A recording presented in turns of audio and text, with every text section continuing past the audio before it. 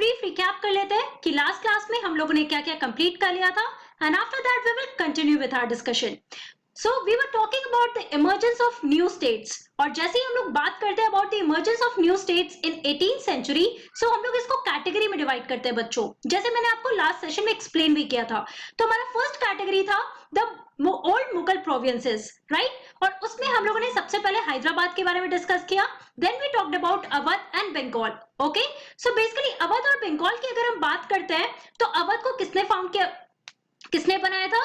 So it was Saadat Khan who was the founder of Awadh state. Okay, and Awadh state was one of the most important state after the breakup of Mughal empire, right? And why was it important? So because of its location. सबसे पहले हम लोगों ने क्या देखा था बच्चों? That Awadh it is lying in the Gangetic plain. Okay, तो obviously it is very fertile region. तो उसकी वजह से बहुत ही इंपॉर्टेंट था ये.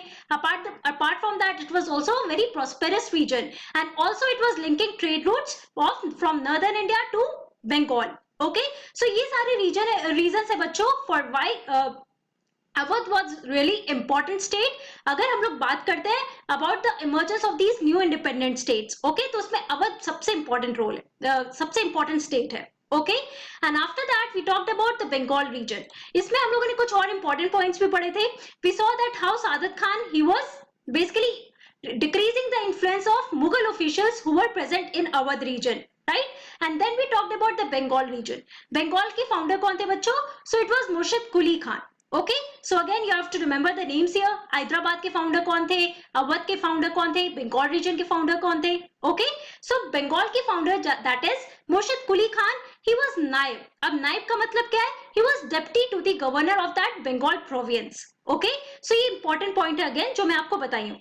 Okay, after that we read that कि इनको क्या दिया गया था? So he had to manage the revenue. Okay, जो revenue administration है ये मुर्शिद कुली खान के अंडर था, राइट? तो इसमें हम लोगों ने देखा व्हाट ही डिड वाज कि जितने भी मुगल ऑफिशियल्स थे दैट इज द जागीरदार्स, इसको इन्होंने ट्रांसफर करना शुरू किया to Orissa region, right, so that he could be able to decrease the Mughal influence in the Bengal province. अब धीरे धीरे like it was done in Awadh and also Hyderabad, so they were getting rid of the Mughal influence in their particular region or particular province. So इस तरीके से हम लोग ने देखा how they rose to power.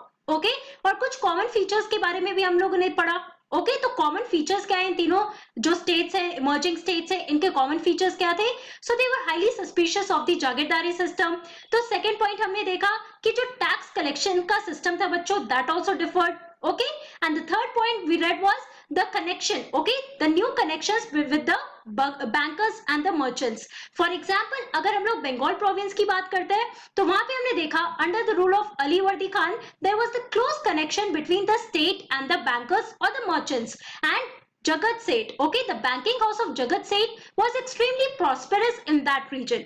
So ये best example है to show that how the state and the merchants or the bankers उनका जो relation है वो कैसे धीरे धीरे बढ़ रहा था.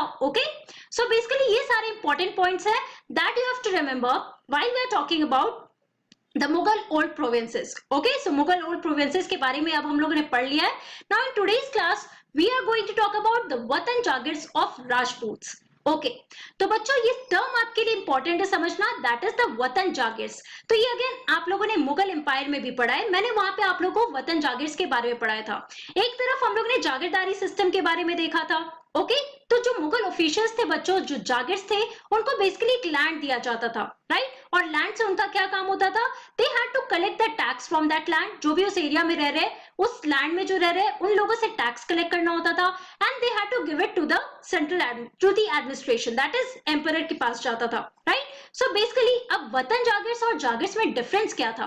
तो जितने भी जागिर्स थे या जागीरदारी सिस्टम में क्या होता था बच्चों कि जो भी जागिर्स है कोई भी पर्टिकुलर लैंड में जो भी वहां पे ऑफिशियल है वो ट्रांसफर किए जाते थे, राइट. सो बेसिकली चेक किया जाता था कि कोई मिस हैपनिंग ना हो वहां पे. ओके, कि कोई ज्यादा पैसा ना कलेक्ट कर रहा हो और जो जमा हो रहा है या हासिल हो रहा है वो बहुत ज्यादा डिफरेंस में ना हो. ओके, सो कुछ इंपॉर्टेंट रीजंस थे, उसकी वजह से जो जागिर्स थे उनको एक जगह से दूसरी जगह हमेशा ट्रांसफर किया जाता था, राइट, और हेरिडेटरी सिस्टम नहीं होता था. लेकिन यहाँ पर जब हम लोग वतन जागिर्स की बात करते हैं तो वतन जागिर्स जो थे बच्चों, वो बेसिकली उनको भी टैक्स कलेक्ट करना होता था और जमींदार को देना होता था, अगर हम एक पर्टिकुलर विलेज की बात कर रहे हैं। लेकिन इनका जो पोजीशन था बच्चों, पहला तो हेरिडेटरी था, राइट, कि मान लो अगर फादर है तो फादर की डेथ के बाद son is going to be the watan jagir of that particular region, right. और दूसरा था नॉन ट्रांसफरेबल, ओके, मतलब जरूरी नहीं था कि इनको ट्रांसफर करना होगा दूसरे रीजन में। सो ये एक जगह पे इनका जो पोजीशन था वो फिक्स था और हेरिडेटरी था, राइट। तो ये ऑटोनॉमी इनको दी जाती थी। और ये राजपूत को ही क्यों दी जाती थी? सो ऑब्वियसली हम लोगों ने अगेन मुगल एम्पायर के चैप्टर में पढ़ा था that the Mughals they had very good relation with the Rajputs, जिन्होंने सरेंडर किया था टू द मुगल एम्पायर और the Mughal emperor, right. So ये सारे पॉइंट्स अब हम लोग यहाँ पर समझने की कोशिश करते हैं कि जो वतन जागिर्स थे इन्होंने भी कैसे फायदा उठाया पूरे सिचुएशन का, and also they rose into the power. Okay, now many Rajput Kings, particularly those belonging to Amber and Jodhpur, had served under the Mughals with distinction. Okay? तो जितने भी आपके राजपूत किंग्स हैं, और यहाँ पर हम लोग सारे राजपूत किंग्स की नहीं बात कर रहे हैं, कुछ राजपूत किंग्स थे बच्चों who were not supporting the Mughal Empire. Okay, so यहाँ पे आप देखो जो अंबर और जोधपुर रीजन में जो राजपूत किंग्स थे, they served under the Mughals with distinction. Okay, इनको एक अलग ही पोजीशन, इंपॉर्टेंट पोजीशन दिया जाता था, राइट।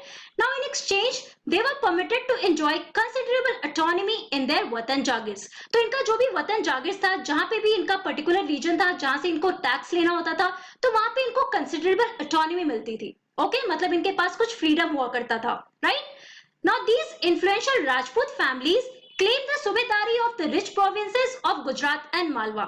अब देखो इसके बाद क्या होने लगा कि धीरे धीरे जो हमारे ये वतन जागिर्स थे, सो इनको एक सर्टेन या कंसिडरेबल ऑटोनॉमी या कंसिडरेबल फ्रीडम मिलने लगा।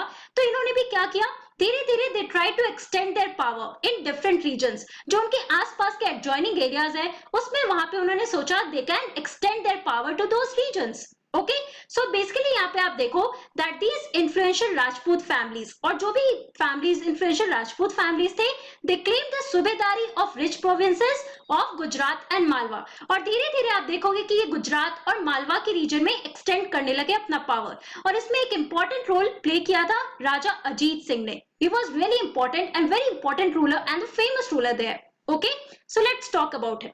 Now Raja Ajit Singh of Jodhpur held the governorship of Gujarat and Savai Raja Jai Singh of Amber was governor of Malwa। अब आप देखो कि धीरे धीरे कैसे ये पावर एक्सटेंड कर रहे हैं। पहले तो ये राजपूत के एरिया में, दैट इज अंबर, जोधपुर, ये जो आपका एरियाज है बच्चों, इसके अंडर ये लोग थे, राइट। अब धीरे धीरे अगेन मैं आपको मैप से यहाँ पे समझाती हूँ कि आपका जोधपुर का रीजन है, राइट, और यहाँ पे अंबर, ये पूरा आपका जो राजस्थान का रीजन है बेसिकली बच्चों, आप मैप में भी देख सकते हो, राइट, जो मैं यहाँ पे पॉइंट आउट कर रही हूँ। सो इस रीजन से आप देख सकते हो ये हमारा गुजरात का रीजन है, ये हमारा मालवा का रीजन है। अब यहाँ से जो आपके वतन जागिर्स थे वो इस रीजन में अपना सुप्रीमेसी क्लेम करने आने लगे। ओके, इस पूरे रीजन को वो बेसिकली कंट्रोल करने आए।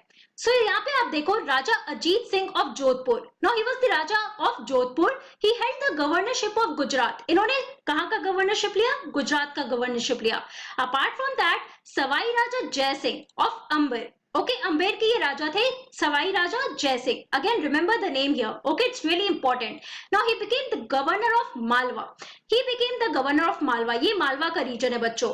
आप देख सकते हो कैसे इनका power different different adjoining regions में एक्सटेंड कर रहा है। Okay, now these offices were renewed by Emperor Jahandar Shah in 1713। अब इसके आगे आप देखो कि 1713 में फाइनली आगे आगे जाते जाते ये जो ऑफिसेज है, it was renewed by Emperor Jahandar Shah। Okay, apart from that, Nagaur was conquered and annexed to the house of Jodhpur, while Amber seized the large portions of Bundi। Okay, तो adjoining regions जो राजस्थान में ही थे बच्चों, that is Nagaur. Okay, तो इसको भी conquer किया गया, एनेक्स किया गया by the house of Jodhpur. तो अपने आसपास के जो भी वतन जागिर्स के रीजन थे बच्चों, उसको भी ये लोग कैप्चर कर रहे थे। Okay, and also Amber seized large portions of Bundi, again it is in Rajasthan। Okay, now Savai Raja Jai Singh founded his new capital at Jaipur and was given the सूबेदारी of Agra in 1722। अब इसके आगे देखो कैसे ये लोग powerful होते जा रहे थे। एक तो अपने एडजॉइनिंग एरियाज को ये कंट्रोल कर रहे थे, अपने रीजन के अंडर ले रहे थे, राइट। अपार्ट फ्रॉम दैट यहाँ पे आप देखो इंपॉर्टेंट पॉइंट क्या है समझना, कि जो राजा जय सिंह थे, he founded his new capital at Jaipur। Now you can locate Jaipur here। Okay, आप अपने NCERT के मैप में जयपुर भी देख सकते हो, that is in Rajasthan, right? and also he was given the सूबेदारी of Agra in 1722 और 1722 में इनको सूबेदारी मिला आगरा का. He became the governor there. तो यहाँ पे आप देख सकते हो now these people, these rajas, ये जो राजपूत रूलर्स थे बच्चों, ये कैसे इंपॉर्टेंट और कैसे पावर गेन कर रहे थे डिफरेंट रीजन में. ये तो पहले वतन जागिर्स थे. ओके नाउ इसके बाद क्या हुआ कि एक तरफ तो एक्सपैंड कर रहे हैं but also they had to face threats. अभी किसका थ्रेट्स था? So they face threats from the Maratha campaigns. Okay 1740s में क्या होने लगा, जो मराठास के जो रूलर्स थे बच्चों, मराठा किंगडम के जो रूलर्स थे वो धीरे धीरे नॉर्दर्न साइड में आ रहे थे, राजस्थान के रीजन में आ रहे थे. Right now they had to face the threat from the Maratha campaigns. तो ऐसे बहुत सारे कैंपेन्स होने लगे मराठास और ये राजपूत रूलर्स के बीच में काफी लड़ाइयां होने लगी. ओके तो ये कांस्टेंट थ्रेट उनको झेलना पड़ा था. Okay so these are some of the important points that you have to remember here while we are talking about the watan jagirs of Rajputs. Okay apart from that जो हमारा थर्ड कैटेगरी है बच्चों, जिसमें हम लोग इंडिपेंडेंट स्टेट्स की बात कर रहे हैं. Now they had to seize independence. इनको इंडिपेंडेंस लेना पड़ा था, इनको किसी ने दिया नहीं था, इनको काफी लड़ाइयां करनी पड़ी थी. ओके और ये तीन इंपॉर्टेंट स्टेट्स कौन कौन से हैं बच्चों? तो पहले हमारा सिक्स, दूसरा है हमारा जाट्स और तीसरा मराठास. तो ये तीन इंपॉर्टेंट स्टेट्स थे बच्चों. काफी स्ट्रगल करने के बाद, काफी लड़ाइयां और बैटल्स लड़ने के बाद they got independent. Okay so इसमें हम लोग सबसे पहले डिस्कस करने वाले हैं about the six. Okay again मैं सबसे पहले आपको बोलूंगी मैप में लोकेट करो कहां पे ये रीजन है, यहाँ पे ये रीजन है ना. तो यहाँ पर आप देखो the organisation of the Sikhs into a political community during the 17th century helped in the regional state building in Punjab. तो आपको ये भी पता है कि आज का जो प्रेजेंट डे पंजाब है बच्चों, वहां पे सिख कम्युनिटी है. राइट मेजोरिटी जो है वो सिख कम्युनिटी है ना.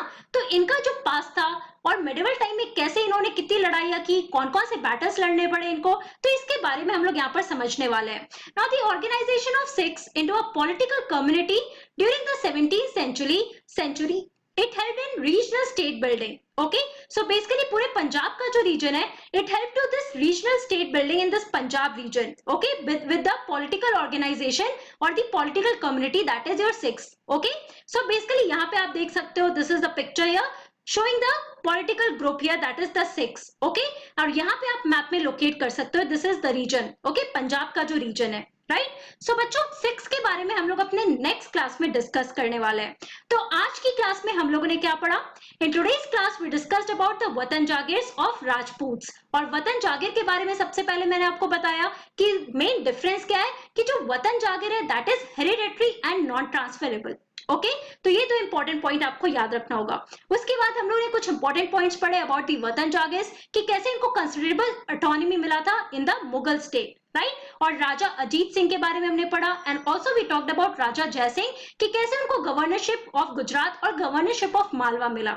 Okay now these are some of the important points of the Vatan Jagirs of Rajputs here. अब हम next class में we are going to discuss about the six who are the political organizations. Okay so that's all for today. Thank you very much. Have a nice day.